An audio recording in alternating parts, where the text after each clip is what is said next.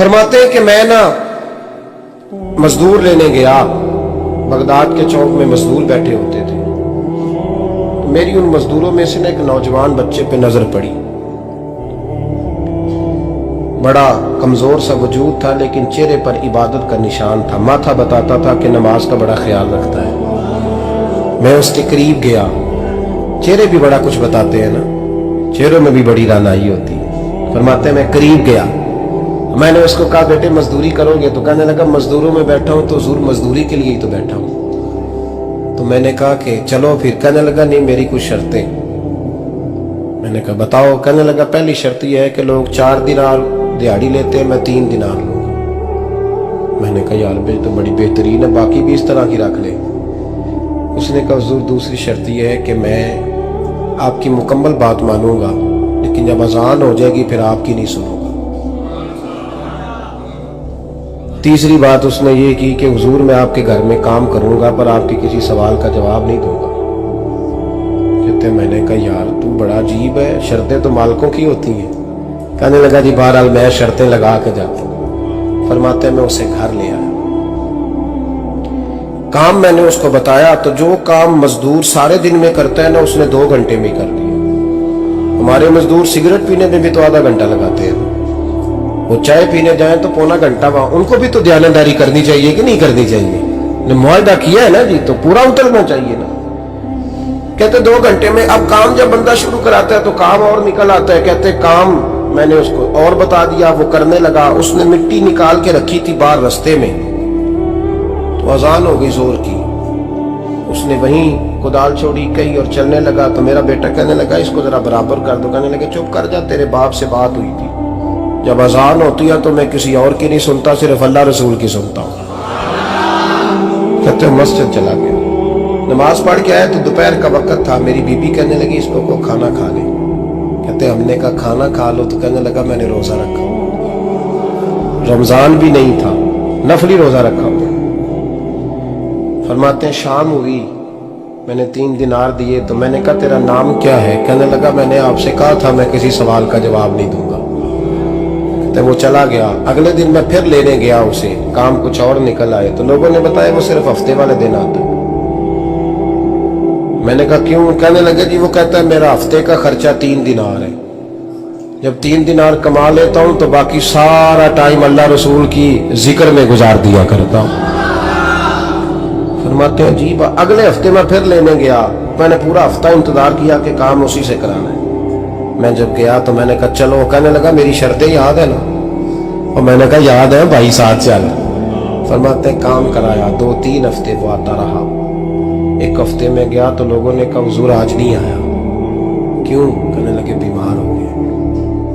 कहाँ घर है? कहने लगे बगदाद के कब्रिस्तान के पीछे जो कच्ची आबादी है उसमें रहता है। फरमाते मैं गया, दरवाजे पे दस्तक दी तो कहने लगा हुजूर आप हैं? दरवाजा खोला है, आ जाइए। फरमाते मैं अंदर गया तो मैंने कहा तुम्हें कैसे पता चला मैं आया हूँ? कहने लगा हुजूर अल्लाह वाले हो, आप नहीं आना था, वरना अमीर तो गरीबों का पता लेने कोई नहीं आते। कहते मैं करीब गया तो कहने लगा मैं आपका इंतजार कर रहा था, तेज बुखार है, तप रहा। जेब से कुछ पैसे निकाले, कहने लगा ये पैसे रखने। एक अंगूठी निकाली,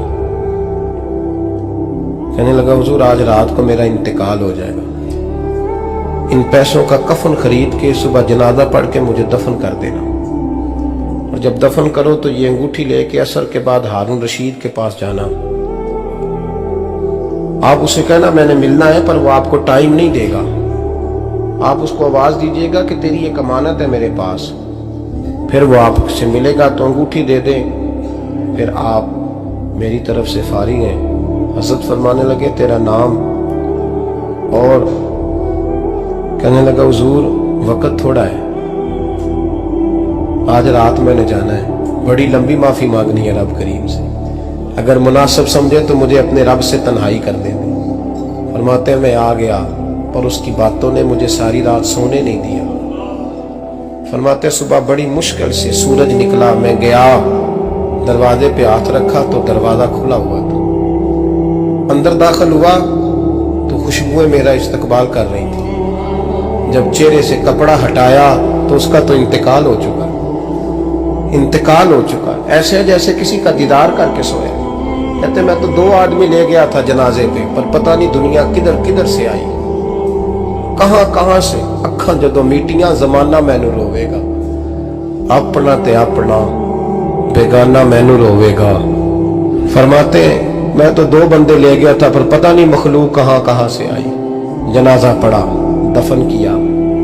हारून रशीद के पास में असर के बाद गया, मैंने बुलाना चाहा पर बादशाह था, मेरी तरफ देखा ही नहीं। मैंने उसको कहा तेरी एक अमानत मेरे पास है। फरमाते हैं मुझे कोने पे ले गया, क्या बात है, कमरे में बुलाया, मैंने अंगूठी दी। हारून रशीद तो चीखे मारने लगा, कहने लगा अंगूठी वाला कहाँ है? मैंने कहा वो तो इंतकाल कर गया। कहने लगा मुझे कब्र पे ले चल। कहते मैं कब्र पे लाया तो वो लेट गया, तड़प के रोने लगा। मैंने कहा मेरा कलेजा फट जाएगा, ना उसने कुछ बताया ना तूने बताया, ये कौन था? तो हारून रशीद कहने लगा ये मेरा बेटा था। मैंने कहा तेरा बेटा और मजदूर?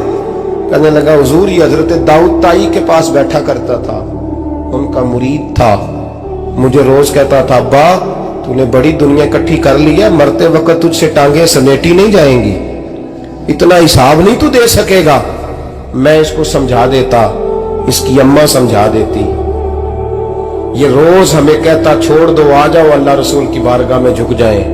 हम समझ। एक दिन ये चला गया, कहने लगा फिर तुम्हारा रास्ता और है और मेरा रास्ता और है। ये सोने की अंगूठी गलती से इसके पास रह गई, गलती से हीरे की अंगूठी चली गई। कहने लगा देखो मेरे बेटे ने आज वो भी वापस कर दी है।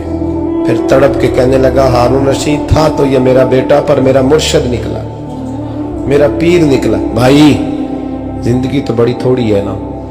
बाबा साहब ने कहा था उठ फरीदा सुत्या, और दाढ़ी आ गया पूर, अग्गा नेड़े आ गया, पिछा रह गया दूर। उठ फरीदा सुत्या खलकत वेखन जा, मते कोई मिल जाई बख्शिया ते तू ही बख्शिया जा।